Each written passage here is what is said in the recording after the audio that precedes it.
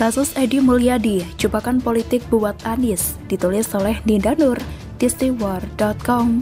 Entah sudah jadi suratan takdir atau itu bagian dari karma, ada beberapa hal yang terjadi bersamaan dan berurutan dalam beberapa hari belakangan ini, menyangkut Anies Baswedan dan Edi Mulyadi. Kita susuri bersama rangkaian momen-momennya ya. Edi Mulyadi kini harus menghadapi konsekuensi perkataannya yang menghina warga Kalimantan. Perkataan Edi yang menyebut warga Kalimantan seperti jin, kuntilanak, dan genderuwo diucapkan dalam sebuah video di YouTube. Video itu sudah tayang sejak Selasa tanggal 18 Januari 2022. Sejak saat itu, kehebohan pun terakumulasi hingga sekarang. Kemarahan publik pun mengalami perkembangan pesat, dari para netizen di media sosial hingga mayoritas warga masyarakat di Pulau Kalimantan, sampai warga masyarakat yang bukan orang asli Kalimantan, bahkan meluas hingga ke negara tetangga, Malaysia, yang juga sebagian wilayahnya ada di Kalimantan. Sementara Anies Baswedan pada hari Jumat tanggal 21 Januari lalu berkunjung ke Makassar, Sulawesi Selatan. Banyak media menyebut bahwa kunjungan itu merupakan safari politik, karena di Sulawesi Selatan, saat Pilpres 2019 lalu, Presiden Jokowi mengalami kekalahan. Sulawesi Selatan juga dikenal sebagai daerah asal Yusuf Kala, tokoh yang disebut berdiri di balik majunya Anies sebagai gubernur di DKI Jakarta. Oleh sebab itu, dalam sebuah acara pertemuan, warga Makassar menyambut Anies dengan sangat meriah dan disebut sebagai calon presiden. Dalam acara itu pula, Anies berlagak menyindir moto Presiden Jokowi yang berbunyi, "Kerja, kerja, kerja," dan disambut dengan gelak tawa warga Makassar. Saya yakin semua itu membuat Anies seperti terbang ke langit sebagai Superman, lalu mendarat di dalam istana presiden. Hahaha. Sudahlah, kita tidak boleh merusak kebahagiaan Anies ya. Oke, lanjut guys. Momen berikutnya adalah momen yang sangat kurang ajar terhadap kebahagiaan Anies tadi. Ketika Anies mendarat di Makassar, dia tidak mengira bahwa pada hari yang sama, sebuah lembaga survei Nusantara Strategic Network merilis hasil survei yang sangat menampar kebahagiaan Anies. Survei itu tentang kepuasan masyarakat DKI Jakarta atas kinerja Gubernur Anies, dan hasilnya yang puas hanya 33,8%, sedangkan yang tidak puas sangat banyak, mencapai 60,3%. Hasil ini terbalik dengan hasil survei kepuasan publik terhadap kinerja Presiden Jokowi. Dalam berbagai survei, yang puas dengan kinerja Presiden Jokowi mencapai 50%-an hingga 80%. Gimana Anies gak terjungkal mendengarnya? Momen survei kedua yang juga menohok Anies terjadi sesudah Anies menyelesaikan safari politiknya di Makassar, yakni pada Selasa lalu tanggal 25 Januari.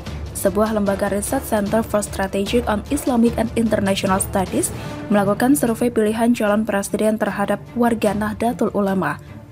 NU merupakan ormas Islam terbesar di Indonesia.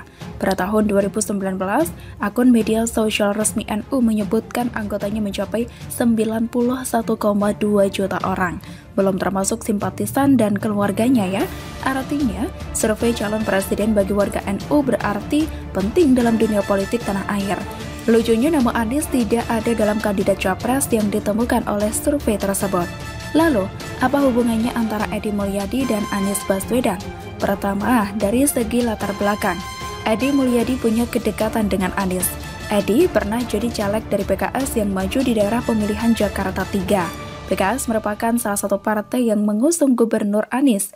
Bahkan dalam rencana gelaran Reuni 212 tahun 2019, Edi Mulyadi sebagai sekjen GNPF Ulama adalah sosok yang memberi pernyataan ke media bahwa Anies diundang dan akan memberi sambutan di acara tersebut. Tentu fakta di atas tidak akan ngefek ke Anies. Justru fakta kedua yang sangat telak menyenggol Anies, yakni orang-orang yang membela Edi Mulyadi. Hah?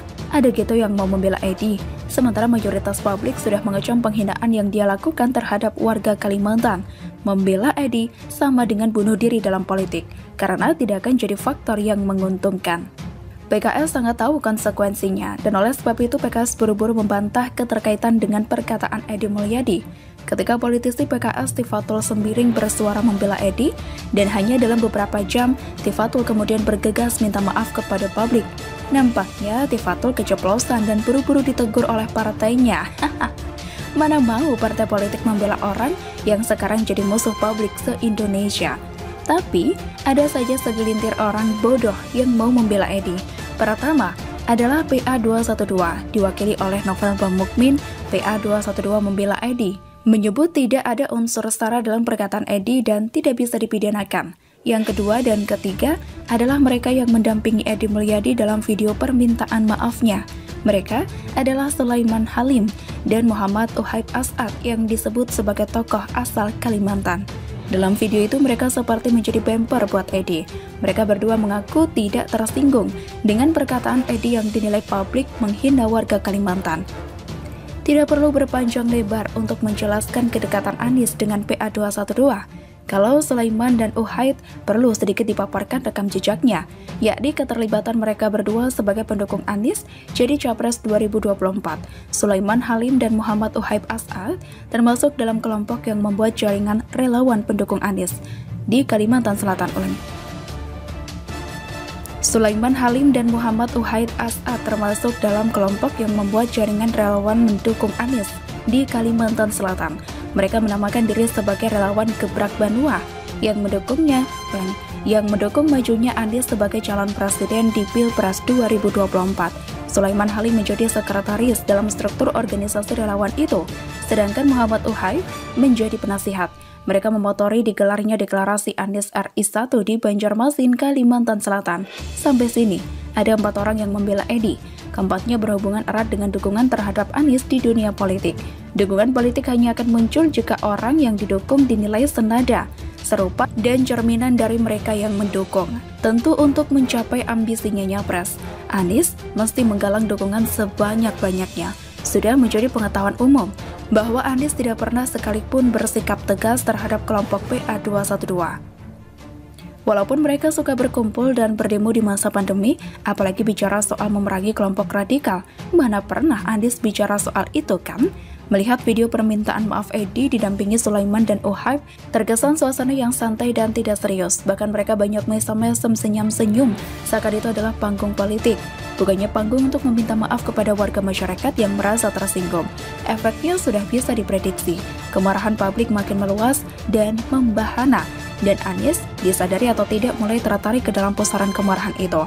Publik bisa saja mengambil kesimpulan bahwa yang mendukung Anies adalah mereka yang dengan gampang menghina suku bangsa lain dengan semena-mena. Jika Anies merupakan cerminan dari pendukungnya, maka Anies akan bersikap sama. Ini sangat buruk buat elektabilitas Anies. Ya salah sendiri, kenapa terus saja akrab dengan para kadrun?